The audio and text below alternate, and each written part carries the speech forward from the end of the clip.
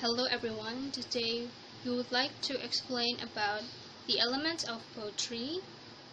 First thing first, let me introduce myself. My name is Andira Adi Fitria and my student number is 22.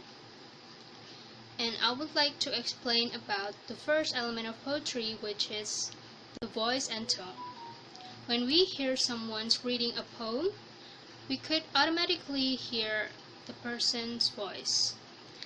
And through that person's voice, we could imply the tone of the poem.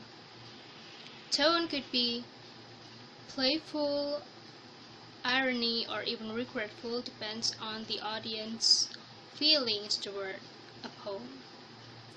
Tone is the writer's implication toward a subject or the readers. Tone could be influenced by the words used in a poem, or the using of imagery and figurative languages, or even the word and sentence pattern. And the second element of poetry that I would like to explain is the diction. Diction is the word used by the writer of a poem. Through the diction, a writer could imply or suggest certain meaning toward his or her poems. It could be either denotation or connotation. Denotation is the literal meaning of a word, which is the dictionary meaning. Meanwhile, connotation is not the literal meaning of a word, it is beyond the dictionary meaning. Let's look at this line. All the words a stage, and all the men and women merely players. They have their exits and their entrances, and one man is his time plays many parts. It is a work by William Shakespeare entitled As You Like It. Here Shakespeare is not using the denotative meaning in some phrases he used. Instead, he gives some symbolic sense toward his words. For example, the phrase a stage symbolizes the world, while the word players means human beings, and the word parts means the stages of life that a person experienced. Now let's move to the other elements of poetry. Hello, my name is Ninda Syafa Ainun Nadya, student number 034. In this part, I'm going to be explaining about elements of poetry, which is imagery. There will be 3 subtopics for this part that are going to describe. There are image, imagery, and type of imagery. First of all, let's talk about image. Image is a concrete representation of a sense impression, feeling, or idea. To more specifically, image is an important word pictures that created by association that we make as a readers within the linguistic content of the text. For example, we can imagine what the word blue looks like in our minds. In literary works, blue is used to draw a positive response and represents calmness and peace. Another example is in the poem by Rupi Kaur, which the title is Milk and Honey. The word milk and honey symbolize wealth and prosperity. So, we move to the second subtopic, which is imagery. So, what is imagery? Imagery is the use of figurative language, which the function is to evoke a sensory experience and to create images in the mind of the readers. Imagery refers to a pattern of related details in a poem. Also, it includes metaphorical and symbolic that convey an idea or feeling beyond what the image literally describes. For example, we can feel the sting of a bitterly cold wine while reading a poem about it. Another example is we can taste the tartness of lemon, and the sweetness of chocolate. All of those examples include such details which trigger our memories, stimulate our feelings, and comment our response. That's why it's called imagery.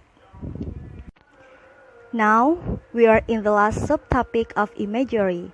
In this part, I will be describing about type of imagery that usually used in poetry. There are 5 types of imagery based on the human senses. First, visual imagery. In this form, the poet appeals to the reader's sense of sight by describing something the speaker of the poem sees.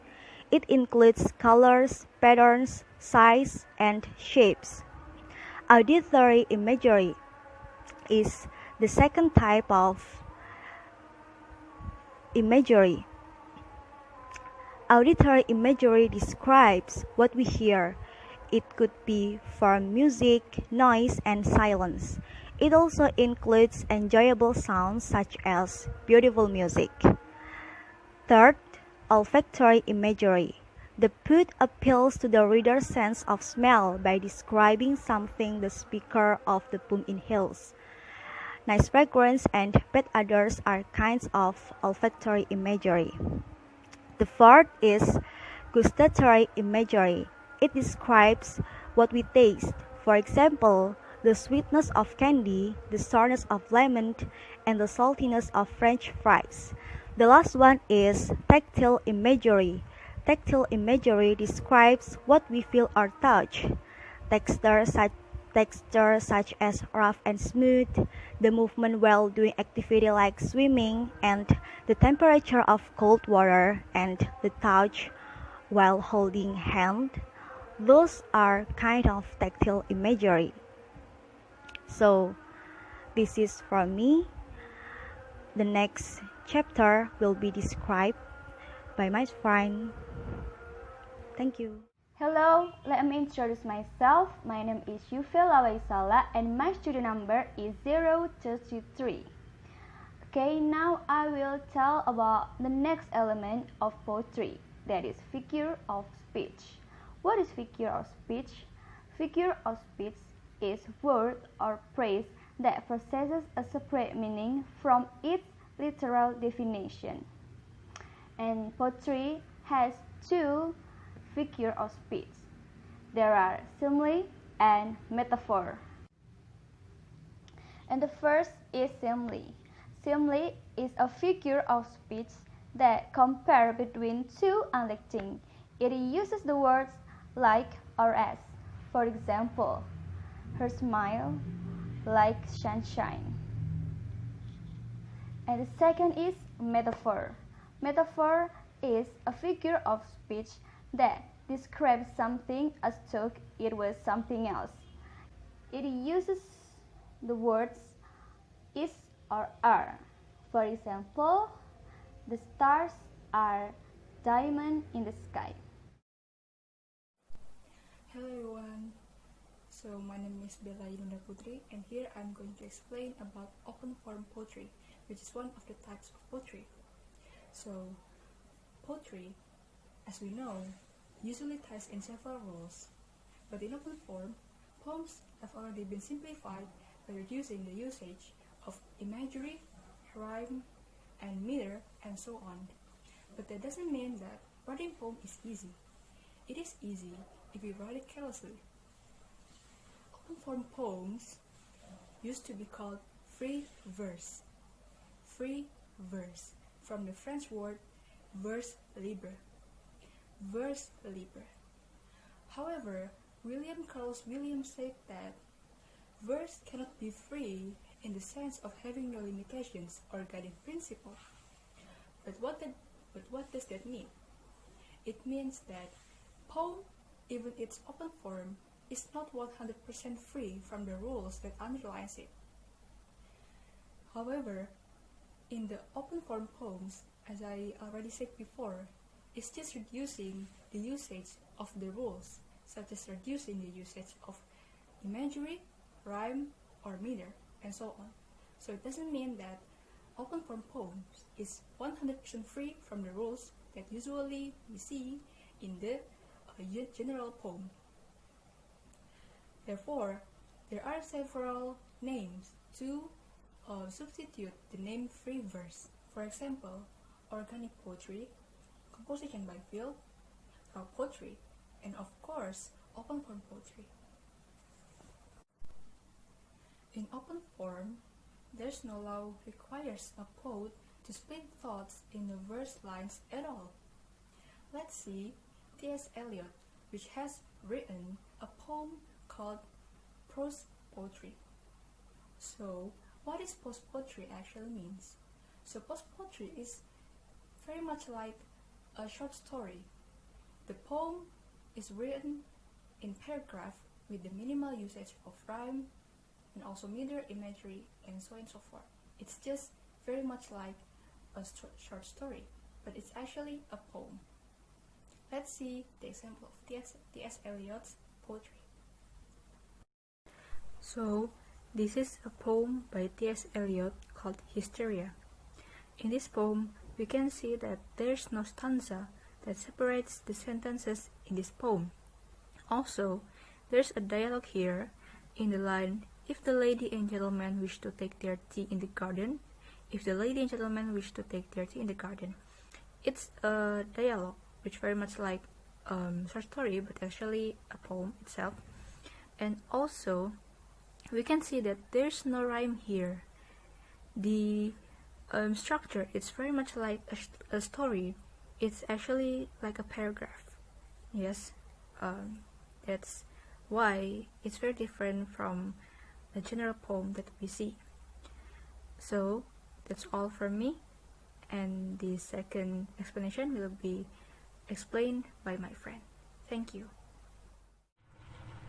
Hello, my name is Aprilia, student number 049. Here I want to explain about closed form poetry. Closed form poetry has fixed form, consists of poems that follow patterns of lines, meter, rhymes, and stanzas. When a poem has a closed form, the poet has an adapted pattern that the poem will follow in more than one area. And then the types of closed form poetry. There are many types of closed form poem.